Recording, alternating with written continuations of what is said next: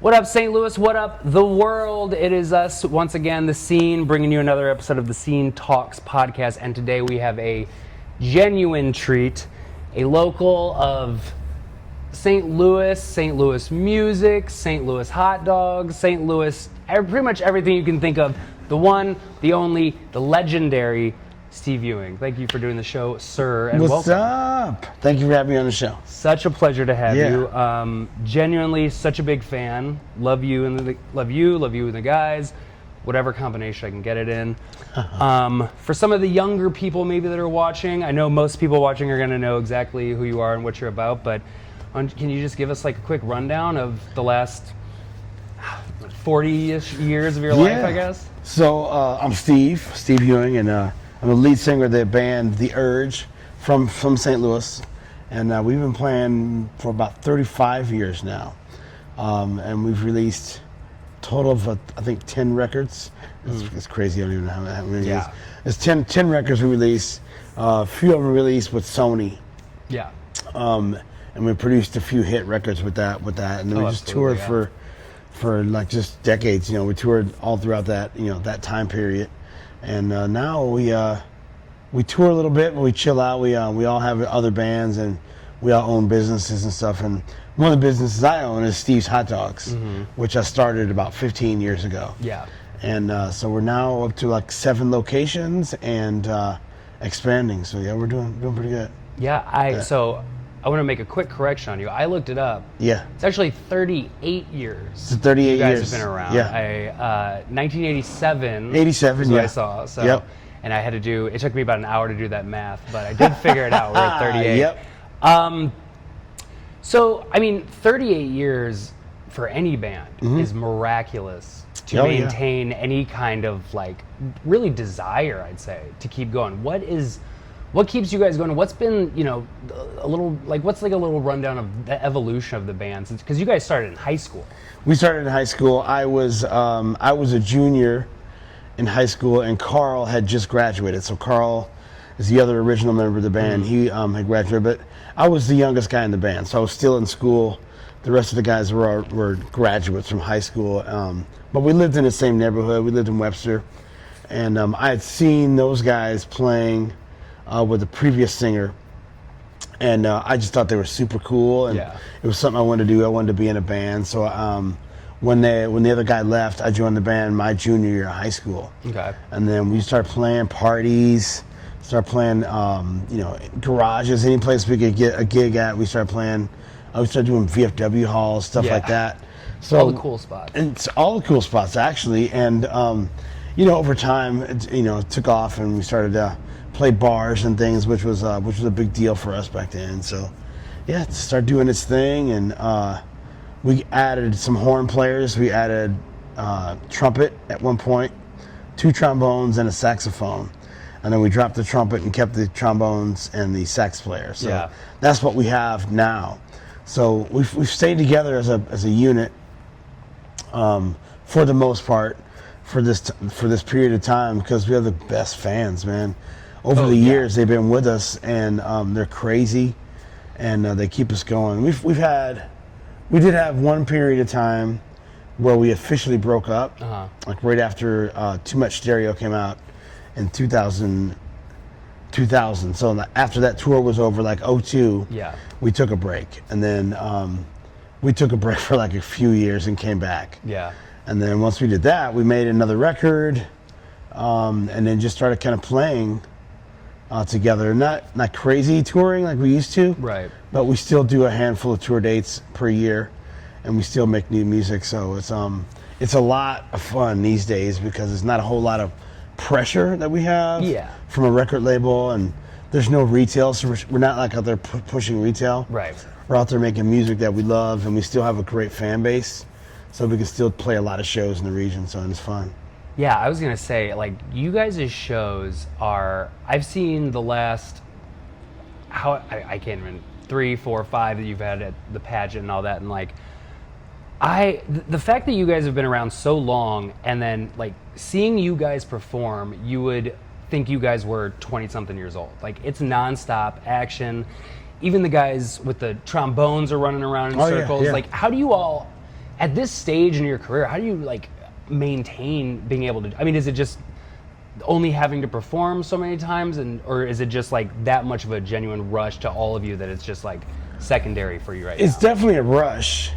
There's no way around that. So once you hit the stage and you see the audience and all that, you definitely get a rush. Yeah.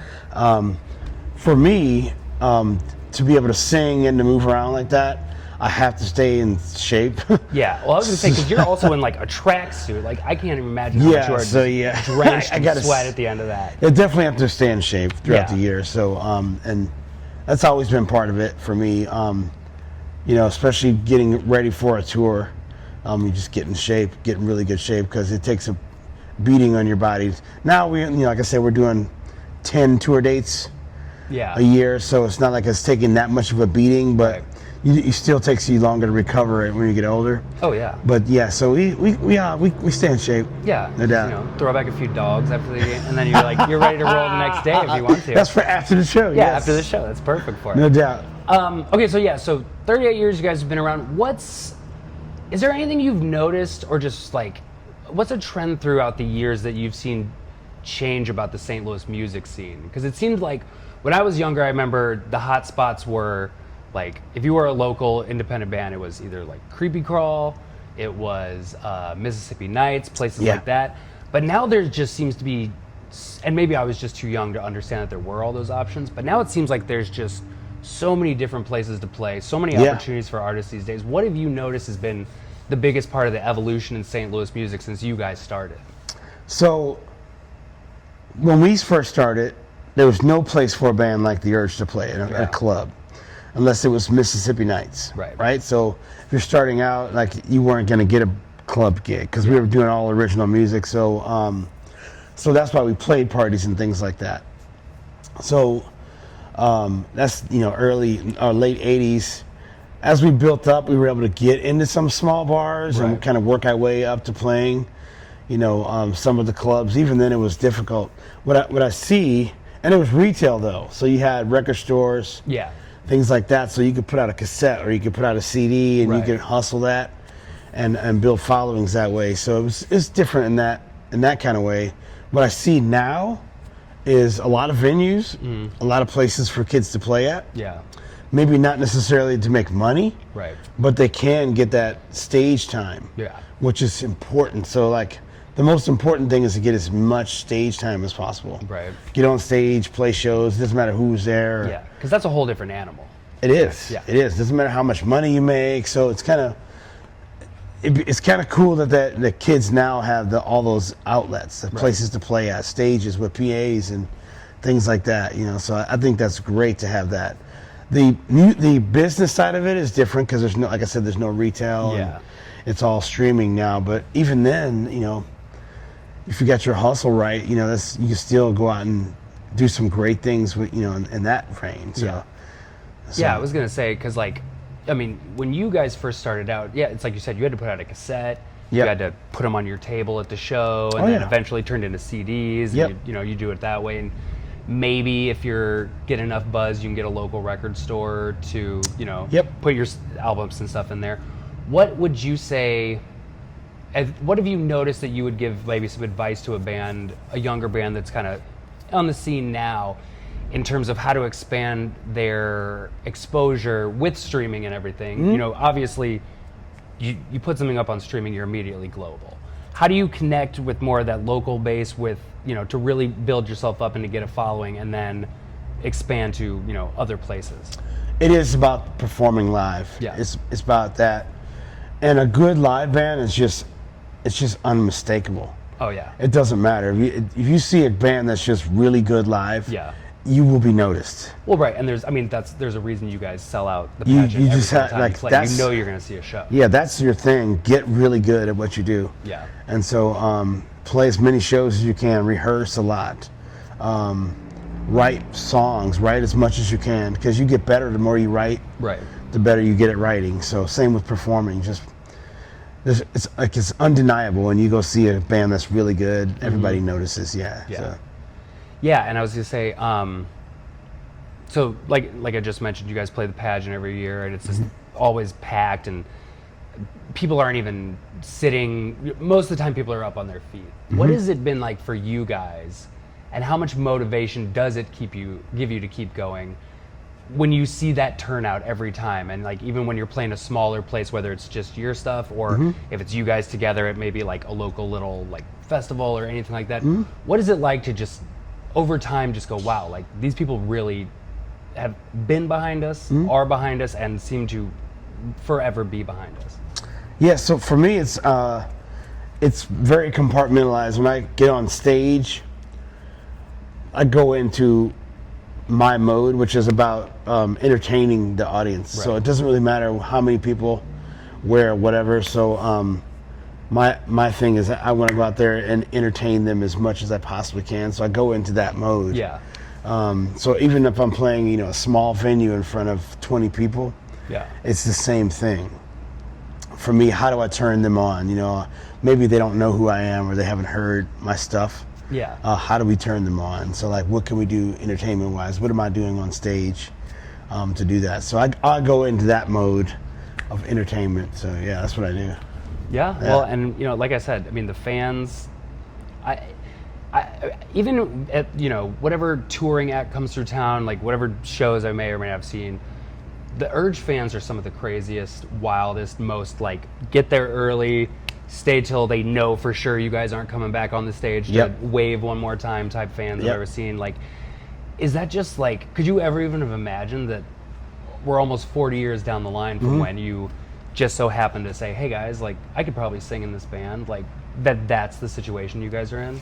Yeah, so back then I wouldn't have thought that. Yeah. But collectively we all had the same idea that we wanted to be the best band. And we've been giving that to our audiences for a long time. When we go on stage, we leave it there. We give it everything. So I think what our audiences know is that we're going to go out and give them the best possible show that we can. Yeah.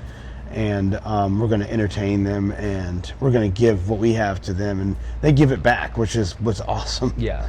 And so that's kind of this rolling thing. It's like we give to you, you give it back, and it's pretty freaking awesome. Yeah, and there's never been like a lull. Like as far as I've known, when you guys have been together and playing and out there, everybody comes. And it's like a community at this point. I mean, it really is just like, Very much I'm so. sure, people go, oh yeah, I've seen you at the last 3 shows. Very much so, at the bar. Like, that's just like, it really is an incredible thing. It is. And I think music just does that. I've seen it with other bands, like, bands that I grew up on. Right. And they get back together, 30 years later and come back, and then places, like I saw the Police at Enterprise. Yeah. Like 07 or something like that. And that's a huge band for me growing up.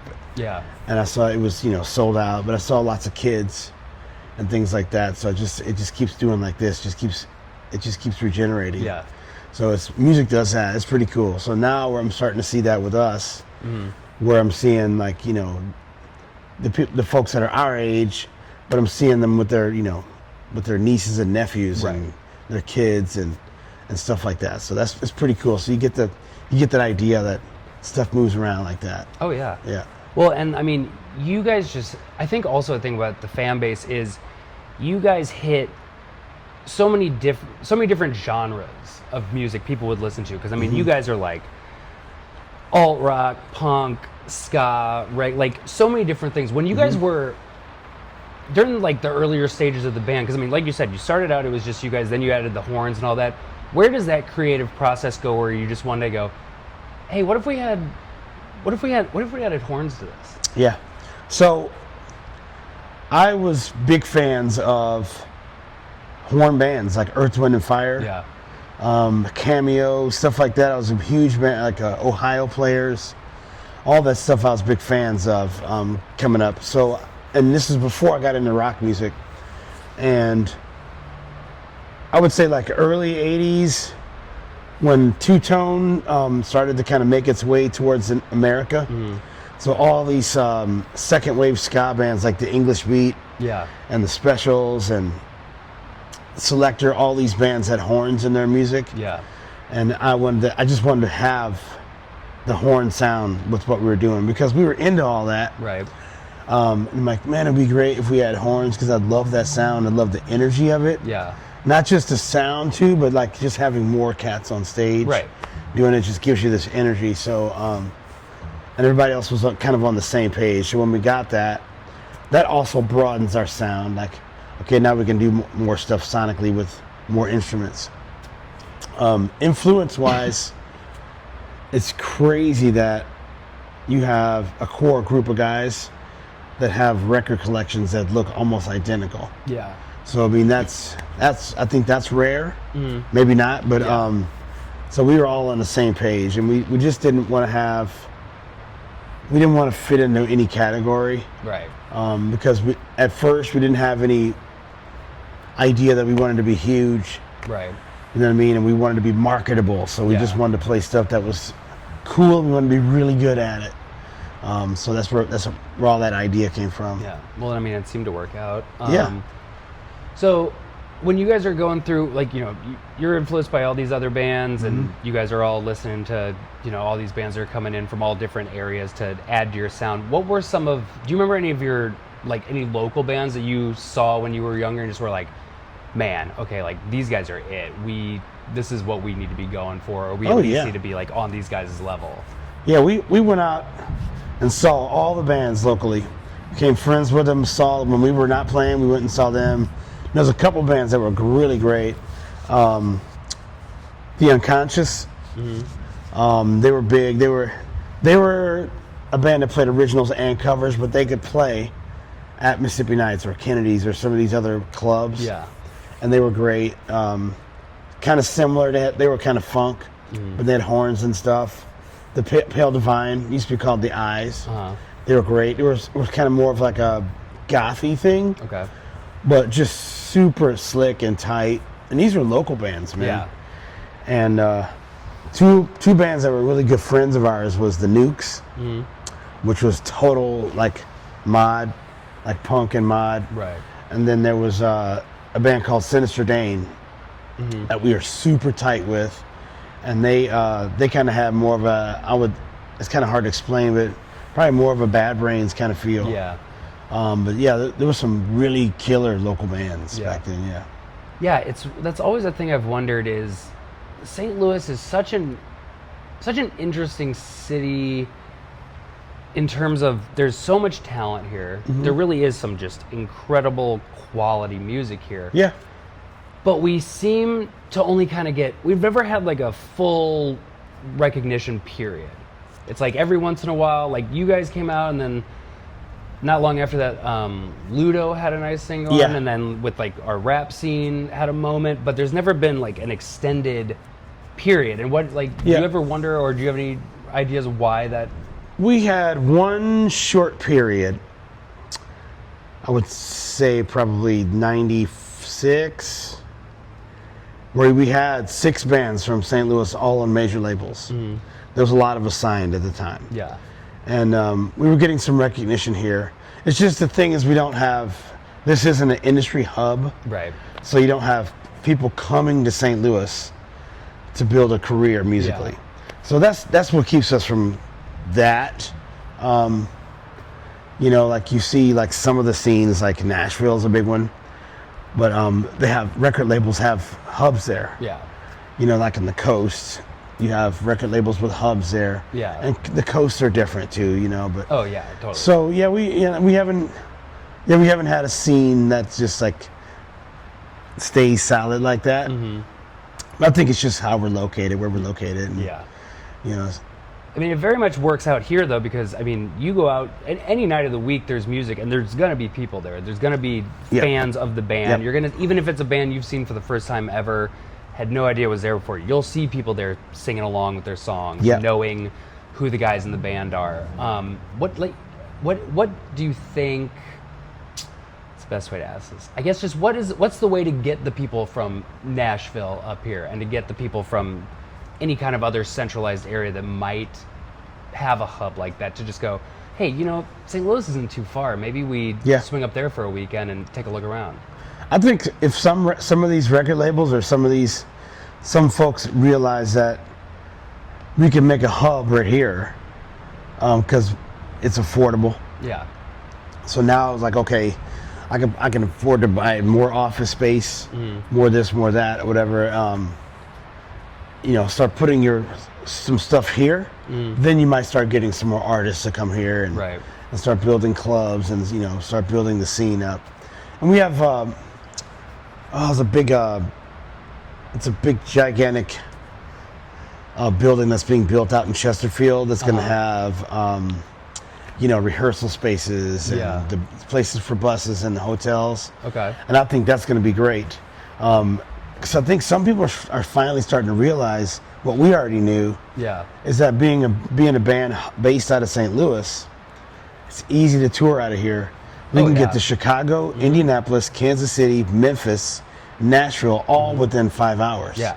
From our house. So being a touring band, you can go out on the weekends and hit all these major markets. Oh, for sure, yeah. And really build a scene that way. So I think eventually, people will catch on to that.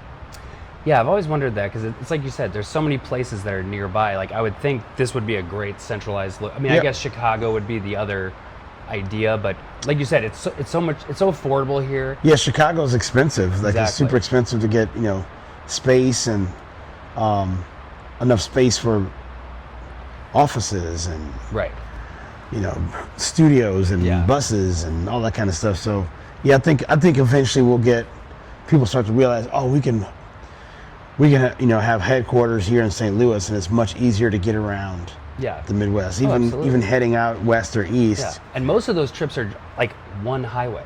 Correct. It's just hop on and get off when you get there. That is correct. Yep. Well, we'll get there one day. Yeah. One day. Probably after this, to be honest. I think we pitched it pretty well. We did it. We did it. We are the catalyst. So obviously, we could talk for hours about the music stuff. Yeah. You get to the point where you decide to start Steve's Hot Dogs. Yep. How does that blossom? Where does that brainchild come from? And what are your thoughts on the way that it has worked out and been able? I mean, you said 15 years ago. I mean, that's a pretty good run for really any restaurant of any kind. It's pretty crazy. I was living in LA for a while, so even when the Urge was touring, I was in LA. I moved out there in '99 and stayed there for quite a while, and then we moved back to St. Louis in '06, and within me, moving back, Urge was still playing a little bit, but I went into really performing a lot. Yeah, and I formed the Steve Ewing band in LA, came here, and then we went from doing a few gigs to a couple hundred shows a year. Right. With the St. Louis band, with the Steve Ewing band. So a few years in, I was looking to kind of create some balance, maybe like maybe play fewer shows in the region, and then maybe start a little business. And so I was like, what I noticed is there was no food at any of the venues in the Missouri area. Yeah. There's no street vending, no nothing. So I'm like, let me do that, because I think that's an easy, inexpensive way to get in to try and learn a new industry. Yeah. And to fill a gap.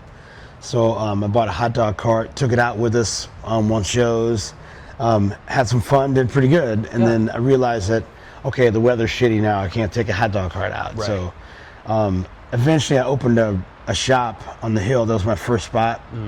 And I opened that shop up, and it took about 2 years, and then it just caught on. Yeah. We were just doing all this crazy stuff with the hot dogs and sandwiches and things. Yeah. And it caught on, and so I opened a second one in Tower Grove East. And that's what we partnered up with the guy Steve Smith, who owns the Royale. He bought another bar over there, TikTok, and so we partnered up. Yeah. He did the liquor, I did the food, and that was a lot of fun. So we did that. Ran into some rough times just before COVID. I closed and reopened with my new business partners, and everything kind of just picked back up again. Just kind of new life into the business. Yeah. And then we ran out of space at that Tower Grove one. COVID hit, and then we didn't close. We stayed open. Yeah. And just did the curbside and all that kind of stuff, right. And then moved into South Grand, and then got new energy. We were able to be more visible with that, and then from that, we were able to jump into the soccer stadium with Levy Foods. And from that relationship, just so many other things happened after that. Yeah. So it was kind of like a tough climb to get to a certain point, but then once we made that relationship with Levy and some other folks, kind of opened the door for a lot of other things to happen for Steve's Hot Dogs. So we're at 7 locations now with the stadiums. Yeah. Yeah. It's so crazy because to think from, I mean, it's really amazing the different ways your career in both music and with the hot dog stuff has gone. Because I mean, both of them, you started out small. You started out, a local band, some kids hoping to make it. Yeah. Steve's Hot Dogs, you put a cart out in front of the show, and now you're in multiple locations, and you're at, like you said, you're in the soccer park. Yep. All that, like, just do you just ever sit around and go like, it's truly incredible the stuff that we've accomplished and like the love from the community that's just kept this going for so long. That's the part that gets me I don't say choked up, but that's the part that gets me kind of is the support. Yeah. Because I'm kind of busybody. Right. And but there's been that support. Yeah. From the people in St. Louis. It's a hard city to crack. Oh yeah. But once you do crack it, and as long as you do good, people will support. And we've been getting that. So that's the part that gets me choked up. Oh yeah, that. And the part that I'm like, holy shit, like people are still supporting. So, but like I'm gonna, like I said, I'm a busybody. I'm gonna go do a million things, and yeah, I was gonna say, do you so when do you? I don't know, like. Is this like having you sitting on our couch now? Is this the first time you've sat down in like several months? Because it just seems like I see you everywhere, and you seem like you're always doing something or prepping for something or involved in somebody else's stuff. Like, sure. I mean, is it just is it just like genuinely bring you joy and happiness to be doing all this stuff, or do you ever have times where you're like, yeah, that's my personality. At a certain point, maybe I should chill out a little bit. I'm always gonna be doing something. Yeah, that's just my personality, and I've been, like I said, I've been fortunate to have the support here in St. Louis. My family is extremely supportive. My wife has been with me, the whole way. We've been together for 30 years now. So she knows that I'm crazy. Right. And then I'm going to come up with crazy stuff, but she's extremely supportive. So she's my rock. And I just have a great support system around me. But I'm a busybody is what I am. That's my personality. Well, after the show, just chill out for a little bit. You can lay down on that couch if you want. So another thing about Steve's Hot Dogs, and just kind of once again bringing in your involvement in the community, is you guys have done a lot of like charity things and helping out with the community. And you're doing a thing now I definitely want to promote, because we're actually in the process of trying to set up some little pop-up things to help support and raise money for the Pride organization, who recently had a lot of their funding taken away. What does it mean for you when you come up with the idea to, whether it's Pride or any of the other people you've helped, and then to see, once again, like besides just the support for you and the band and the restaurant, to see the people come out and, engage in doing what they need to do in their part to help raise money for these various organizations and all these things that you're doing? Well, Pride hits home. Because we're in a community in Tower Grove where that's very diverse, whatever. So Pride hits home. It's just, our restaurants are safe places for everybody. Yeah. So it just hits home with us, and we're part of what they do. We're part of a lot of organizations. So when we found out that they were losing the funding for this, like we can't not have Pride. We gotta have it. Yeah. So let's see if we can jump in there and at least try to help out. See if we can at least get some other people to join in with us. Right. And so the support for that was really nice. And it's not about necessarily us, it's about Pride. So we wanted to make sure that they got what they got. And so it's nice to be able to help out in your community. And we're always, up until just recently, all of our locations are in little neighborhoods. Yeah. Or they happen in little neighborhoods. So you're connected to everybody, dude. Right. So it's like you see everybody every day. So it's like something goes down, you jump in, you take care of it. Yeah. And so it goes like that. Yeah, and that really, I mean, and I'm sure it happens several places, but that really is a St. Louis thing. It is. Everybody's very proud to be from St. Louis. Yep. It seems like your two moves, if you're from St. Louis, are go to college and never come back, or you're here for the rest of your life, pretty much. Or come back, or go to college and then come back. Yeah. Yeah, no, I mean, Yeah. and it's so great, because, as unfortunate as it is with the Pride situation, the immediate wave of support from the community and the people that were supporting it was just such a great thing to see. I think we immediately were just like, hey, let's reach out. Anybody wants to do anything we can put together. That was cool because it feels like we're moving the needle a little bit. Right. And that's cool to see. Yeah. Yeah, that's awesome. Okay, also another thing about Steve's Hot Dogs is you guys have a thing there. You have a hot dog challenge where is it 6 half dogs or how many? Oh, the flight. The flight, yeah. Yeah, so it's 4 dogs altogether, but it's 8 half dogs. Yeah. And so it's made up of the most popular dogs on the menu. It kind of gives you a diverse kind of flavor profile on the menu, and so you can challenge. If you eat it within 30 minutes, you get a bunch of swag and a bunch of all this stuff. But if you eat it within 4 minutes, it's free. And there's some people, believe it or not, who do it. I was just about to say, off the top of your head, are you aware of what the current record is for how the fastest somebody's been able to put that away? Ours? Yeah. It's just over 2 minutes. I feel like I could beat that. And this is a guy who travels the country doing this. Are you allowed to deconstruct, or do you have to eat them straight up? Nope, you can eat them however you want it, as long as you finish it.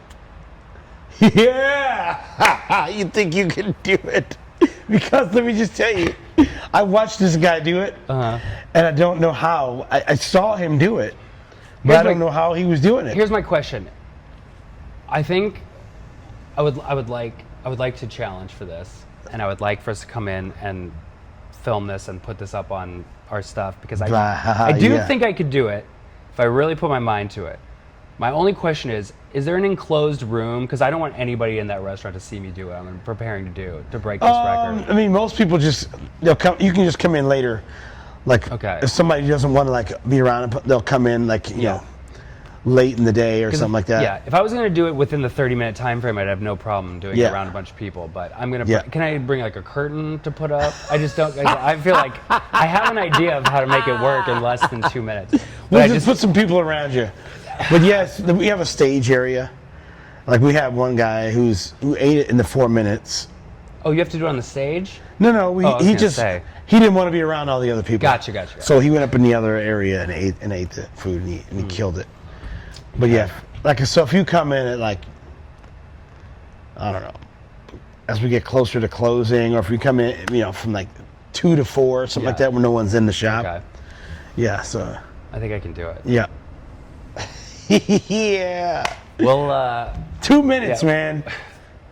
It's up on YouTube someplace. It's this guy's crazy. I think I've got the logistics in my head. The way I'm thinking of it, I think I can do it in a minute. But I guess there's only one way to find out, folks. Stay tuned, and we'll see what we can do. That's great. So, okay. Lastly here, we're about a month and a half away from you guys playing Point Fest. Yep. Which is, to the best of my knowledge, the longest ongoing local, put on by St. Louis, all-day music show that we've got. I know you guys have played Point Fest before. What is that experience like, and how awesome a feeling is it to be able to still be involved in an event like that and be around bands that, like 311, Luda, these are bands you've played with, you're familiar with. What is it like to, once again, obviously we know what's going on in the pageant, but out at Riverport, that's a completely different situation. What is the difference in the experience there for when you're playing a club or a pageant, and then you're outdoors, hopefully nice weather, right? Bunch of crazy people that have been there all day. What is that experience like? It's awesome. It's amazing. It's backstage. The last time we did Riverport, we played Hollywood. It was We also us call it and Riverport. it was like a way back Point Fest. And right before I went on, I looked at Jerry. I'm like, dude, this is amazing that we still can do this, and there's all these people are still here to see us, and it's pretty awesome. So it's just nice to take some inventory for a second and just like, just consider ourselves lucky to be doing this. You know what I mean? It's so cool. And then we go out there and you start getting that energy from them. Right. It's on. It's crazy. Oh yeah. I've always thought, if I was in a band, I would love the stops where we got to play outdoors. Yeah. Because the outdoor shows just seem so, unpredictable because, weather and temperature and all of that. And then the view is different. It's not just dark with the lights coming down on you. It seems like just the coolest experience. It's different all because in an indoor venue like the pageant or, a theater, folks are pretty much right on you. The reactions are like that. Yeah. Working a large crowd, 20,000, is slightly different. Right. Reactions are different. It's just different. How things come back at you are different. Yeah. You're addressing a larger audience, so it's just slightly different. But you get, you learn how to do all that by playing small, to me.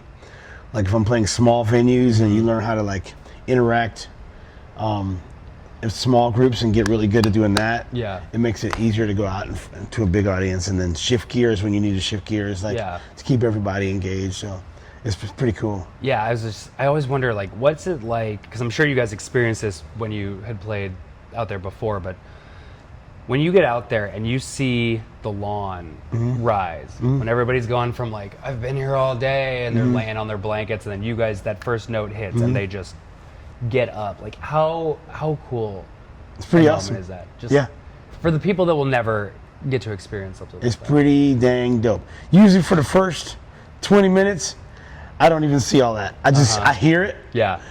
And I'm really just focused on the music at that point, but then I'll take stock and go, holy shit. Okay, cool, we're on. And then that's when I kick into like, all right, let's go. Let's have some fun here. Let's see what we can do. Let's fuck around. Let's have, And one cool thing about with the Urge is we are always able to call audible in our sets. Yeah. So like our techs, everybody has the understanding that things can change during the show. Like with a lot of bands, things run. Like you press play and it runs. Like there's not a whole lot of room for improvising. In our show, there's a lot of improvising. Yeah. So, in an audience that big, sometimes I get like the idea to do something fun with them so we can break things down, change it up, and do things like that on the fly, which is nice. Yeah, and also just one more thing, just with Point Fest and being hosted by 105.7 The Point, how, for the people that, don't really have an appreciation for it as much, like the younger generation that doesn't have that much appreciation for the radio. Sure, yeah. Like, how important a moment is this for a station to be able to, all these years later, still be able to go out, throw a big show, have people come out, get people hopefully to like, start recognizing that all these artists and some of these songs are on the radio, as opposed to just going, oh, I like that one song, let me go stream it and listen to it now and then move on to the next thing. So a lot of really young folks don't realize that there's only a handful of stations left in the country that do alternative or modern rock. The Point's one of them. It's one of the only ones that still has a vibrant festival every year. Yeah. So you have St. Louis, maybe LA, I don't know, New York. There's still only a handful. So we're unique in that we still have a alternative radio station that's still playing new music on radio. So we're lucky in that. A lot of cities don't have alternative stations anymore. Yeah. Things have changed a lot. So it's pretty cool. It's pretty unique. Yeah. That's why we get all these cool bands that come through here. Right. Every year. Well, I was gonna say, so many of them, as much as some people might not understand the importance of the radio, one of their first stops when they get in is straight over to the studio, Yep. pop in the studio, or Yep. just pop in with, whoever's on the air, whatever time Yep. of day they're at, and tell people, hey, we're these guys, It's pretty here's some of our pretty dang songs. cool. We're right in the middle of it. Like, so we're lucky that we have a radio station that supports us here. Yeah. That still plays us because it's still the format. Yeah. Our music never really crossed over into like rock. Right. It's still very alternative. Yeah. So it's nice to have a radio station that still plays that music. So Yeah. Well, yeah, it's great, and hopefully they'll continue for a while, and Yep. you guys, I'm sure, will continue for a while. Yep, I don't yep, yep. see you slowing down by anything I'm seeing here. So Not necessarily. well, stick around and find out, everybody. Word. Well, Steve, I think we said it all. We went over a lot of things, and once again, we greatly appreciate you stopping by our humble space here. It's to, great, and thanks for have having a me. This is chat with fun. us. Yeah, and everybody remember, next month, May 17th, out at Hollywood Casino Amphitheater. Point Fest. Number... We'll I don't edit that know. part in later. Go get your tickets now. They are available. Mm-hmm. It's a great lineup. You can see The Urge. You can see 311. Off the top of my head, I probably should have wrote this down. Ludo's Ludo, on there. Alien Ant Farm's going to be Toadies there. are on The there. Toadies. Yep. I mean, it's going to be a packed show. It's always a great day. And then also, like we were talking about the local scene, there's the local stage that's going to be off to the side. So some of the local bands that you might be familiar with or that, you want to learn about, 314 is gonna be there. they'll be playing. Everybody's going to be there. Why wouldn't you? Also, stop by Steve's Hot Dogs, especially between now and April 6th Yeah. is when it's going on. Till the end of the week. Yep. Yeah, it's for the Pride donation situation. It's the St. Louis dog. Yep. So we're taking 50% of all sales from our St. Louis style dog, and we're giving that to Pride. Yeah. So go in there, order a bunch of hot dogs. Do not come in when I'm wolfing down these hot dogs to try to break this record. Or actually, the only way I'm doing it is I either need nobody there or everybody's got to show Or we up. need a huge crowd. So, maybe we'll work something out when we get done here. We'll set up a special situation and people can come in and watch me be disgusting by all accounts I'm thinking of here. Well, Steve, thank you so much. Right on, man. We appreciate you coming in. Yes, sir. And as always, guys, we will check you later. Tune in. And till next time, bye.